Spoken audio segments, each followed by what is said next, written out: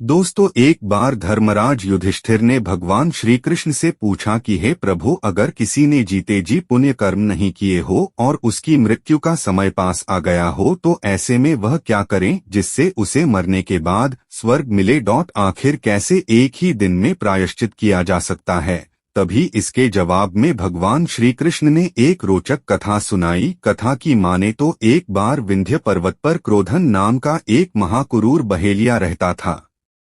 दोस्तों, इससे पहले आप अपने परिवार शुद्ध वचन से जुड़ने के लिए चैनल को सब्सक्राइब कर ले, क्योंकि आप एक सब्सक्राइबर नहीं, अपना परिवार है। तो चलिए वीडियो शुरू करते हैं। दोस्तों, पापों का प्रायश्चित एक दिन में कैसे करें? उसने अपनी पूरी जिंदगी हिंसा, लूटपाट और मदिरापान में बिताया था। इसके बाद जब उसके जीवन का अंतिम समय आया तब यमराज ने अपने दूतों को आदेश दिया है कि एक दिन बाद वह क्रोधन को ले आए। यमराज का आदेश पाकर वह सीधा क्रोधन के घर पहुंच गए, जहां यमदूतों ने क्रोधन को बता दिया कि कल तेरा अंतिम दिन है। इसके साथ ही उन्होंने कहा कि तूने अपने पूरे जीवन में सिर्फ पाप ही किए हैं, तुम्हारे जीवन काल में पुण्य का कोई नामो निशान ही नहीं है। लेकिन अगर तुम चाहो तो पुण्य अर्जित कर सकते हो, अभी भी एक दिन का समय तुम्हारे पास है। दोस्तों, उसके बाद क्रोधन बहुत डर गया और समझ गया कि अब यमराज के सामने उसके सभी पापों का हिसाब होगा, क्योंकि आजीवन तो उसने पाप ही किए थे। वही वह यह भी सोच रहा था कि एक दिन में पुण्य कमाना नामुमकिन है। इसके बाद मृत्यु के डर से भयभीत बहेलिया महर्षि अंगिरा के शरण में उनके आश्रम जा पहुंचा और उन्हें सारी बात बताई।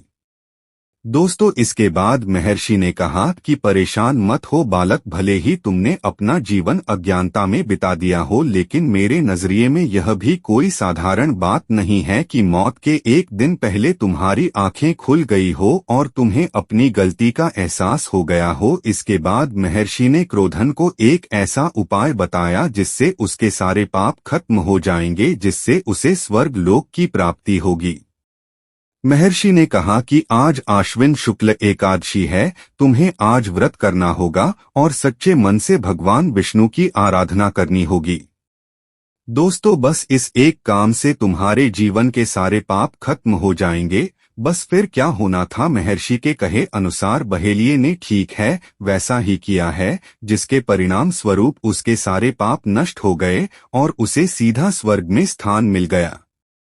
अपनी कथा पूरी करते हुए भगवान श्री कृष्ण युधिष्ठिर से कहते हैं, जो भी इस धरती से बिना पुण्य किए जाता है उसका पूरा जीवन व्यर्थ होता है। इसीलिए हर मनुष्य को अपनी क्षमता के अनुसार दान अवश्य करना चाहिए। दोस्तों, इसके साथ ही गरीब दुखिया की भी हर मुमकिन मदद करनी चाहिए। वही श्री कृष्ण आगे कहते हैं कि आश्विन शुक्ल एकादशी का व्रत जो भी रखता हो, चाहे वह बाल्यावस्था में हो या वृद्ध, सभी को एक जैसा परिणाम ही मिलता है। इस व्रत के बराबर गंगा और काशी जैसे महान तीर्थ भी नहीं है। इसके साथ ही जो भी इस व्रत को करता है उसके मातृकुल, पितृकुल, स्त्रीकुल, मित्रकुल का उद्धार हो जाता है और अंत में उसे बैकुंठ की प्राप्ति होती है। वही जो फल एक आम मनुष्य को 12 साल की घोर तप के बाद मिलता है, वह फल इस व्रत मात्र को पूरा करने से मिल जाता है। परीक्षित और सुखदेव मुनि की कथा। वही दोस्तों, एक बार परीक्षित ने सुखदेव मुनि से कुछ ऐसा ही सवाल किया था। उन्होंने कहा था कि हे मुनिवर, कई बार हम अनजाने में अपने पैरों तले चींटियों को कुचल देते हैं, श्वास के माध्यम से वायु में जीवों को नष्ट करते हैं, लकड़ियों को जलाते समय उस पर मौजूद जीवों को नाश कर देते हैं। तो ऐसे पापों का प्रायश्चित कैसे किया जाए? जिस पर आचार्य सुखदेव ने बड़ी ही सरलता से जवाब देते हुए कहा कि ऐसे पाप से मुक्ति के लिए रोज प्रतिदिन 5 प्रकार के यज्ञ करने चाहिए। सभी 5 यज्ञ का व्याख्या करते हुए मुनिवर बोले, राजन, यह ऐसे बड़े यज्ञ नहीं है, सरल शास्त्रीय ही उपाय है, जिन्हें यज्ञ के समान मानते हुए इस प्रकार का नाम दिया गया है। यह 5 यज्ञ मनुष्य द्वारा किए गए अनजाने में किए गए बुरे कृतियों के बोझ से राहत दिलाते हैं। पहला यज्ञ। आचार्य सुखदेव ने बताया कि यदि हम अनजाने में कोई पाप कर देते हैं तो हमें उसके प्रायश्चित के लिए रोजाना गाय को एक रोटी दान करनी चाहिए। जब भी घर में रोटी बने तो पहली रोटी गाय माता के लिए निकाल देना चाहिए। दूसरा यज्ञ, चींटियों के लिए प्रतिदिन 10 ग्राम आटा वृक्षों के नीचे डाल देना चाहिए।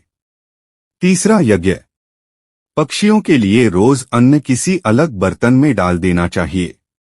चौथा यज्ञ, आटे की गोली बनाकर हर दिन जलाशय में डालना चाहिए। पांचवा यज्ञ, रोटी बनाकर उसके टुकड़े करके उसमें घी चीनी मिलाकर अग्नि को भोग लगाएं। दोस्तों, वीडियो कैसा लगा कमेंट में जरूर बताएं।